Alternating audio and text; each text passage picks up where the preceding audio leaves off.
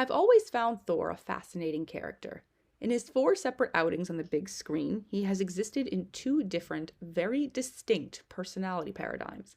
The first 2 Thor movies saw a Thor who was very self absorbed, obsessed with a certain set of values, and an even smaller set of people. His expressions were minimal, even only displaying nuance when he was speaking to his mother or to Jane. When conducting business with Loki, his expressions remain neutral and resolute. There are times when he seems a bit mocking, and of course, there are the moments of anger. Aside from those moments, however, he has kept himself tightly restrained. He was believable as a prince and as a warrior, encompassing the traits of someone with a chip on his shoulder, as well as someone with something to prove.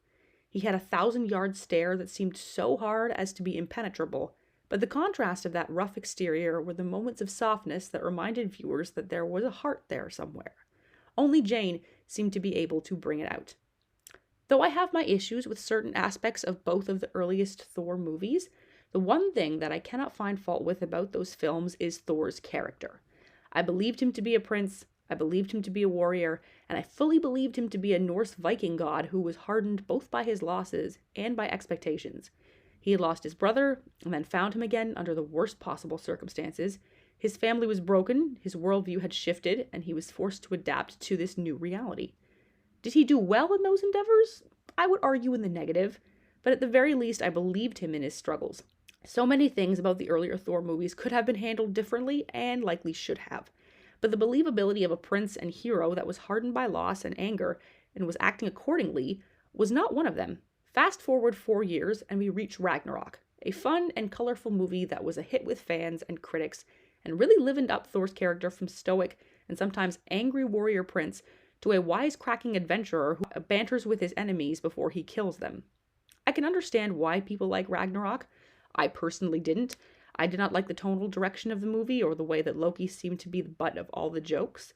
I did not like how the stakes didn't feel all that serious, or that every other word was comic relief. But there were some moments that I did like, particularly at the end when Thor has a final meeting with Odin, he and Loki fighting side by side, and him finally taking his place as king of Asgard even though the realm itself had just been destroyed.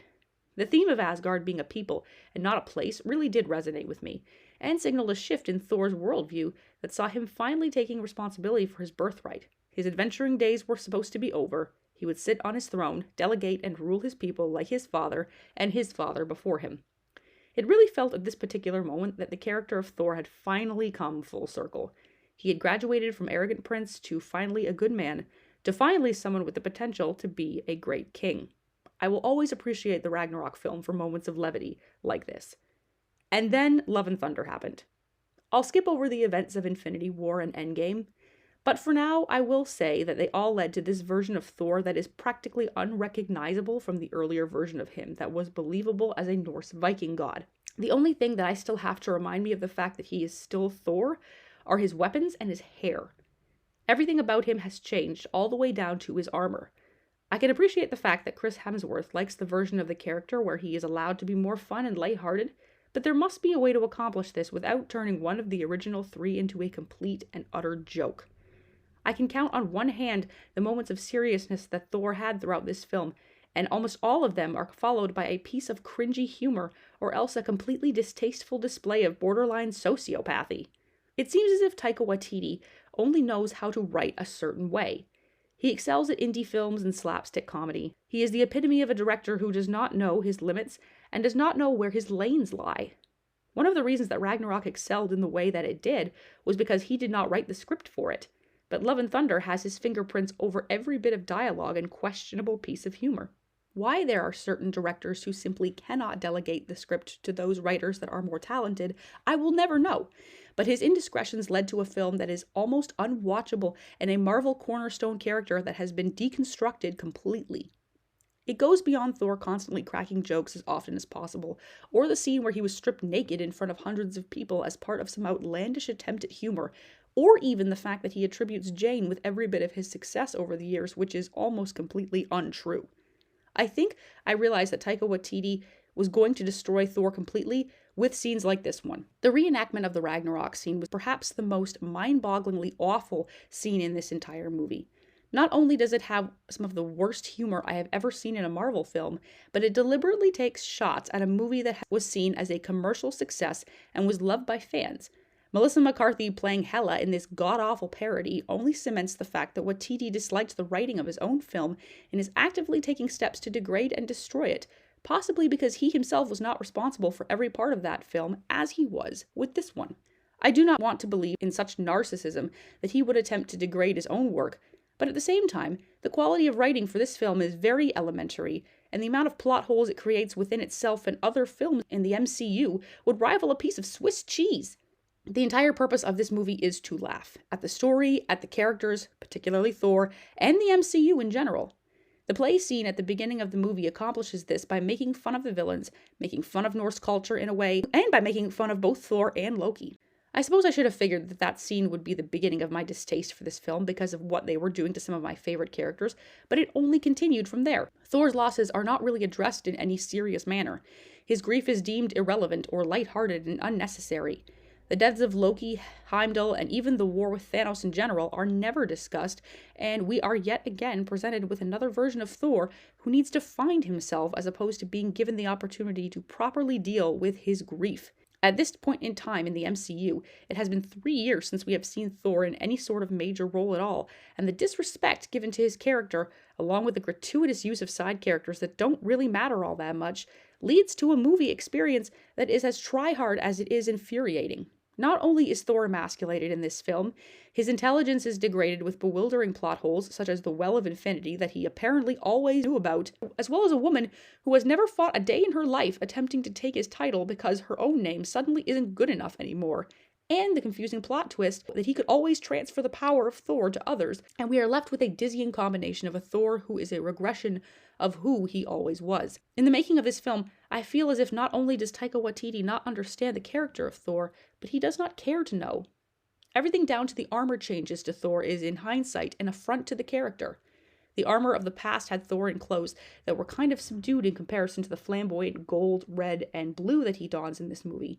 It's a simple enough detail, but when taken all together with the flaws of the rest of the film, a pattern begins to emerge. This movie became less and less about Thor the Viking god going on his adventures and coming up against a villain that was utterly ruined by an incompetent director, and more about that same director trying to achieve a laugh at the expense of every one of his characters, one of whom is still beloved.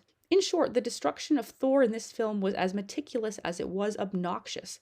From the badly placed humor between him and his two other weapons, to the enforced nudity, which made him a laughingstock, to the way he was not allowed to finish off Gore himself and had to wait for Jane to do it, the Thor we know has been deconstructed to pitiful levels.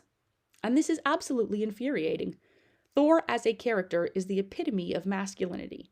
He embodies the traits of a hero in their physical sense so well throughout his first 2 films and the Avenger movies. Despite aspects of his personality being somewhat lackluster, I still believe the portrayal that Marvel was trying to give me. Beyond that, however, perhaps the thing that infuriates me the most about Waititi's version of Thor was that now he looks and sounds just like a regular human. Thor is not supposed to be like that, like us. He is not noble anymore, and there is nothing about him that is worth aspiring to, except maybe his gym routine. He is a higher power, from a race of beings that are far older and more advanced than humans. He shouldn't sound like a frat bro. He is forgettable as this version of himself, someone to be dismissed and ignored. Maybe that's why Infinity War Thor is my favorite version of him. There are bits and pieces of humor thrown in, but it doesn't inundate the plot.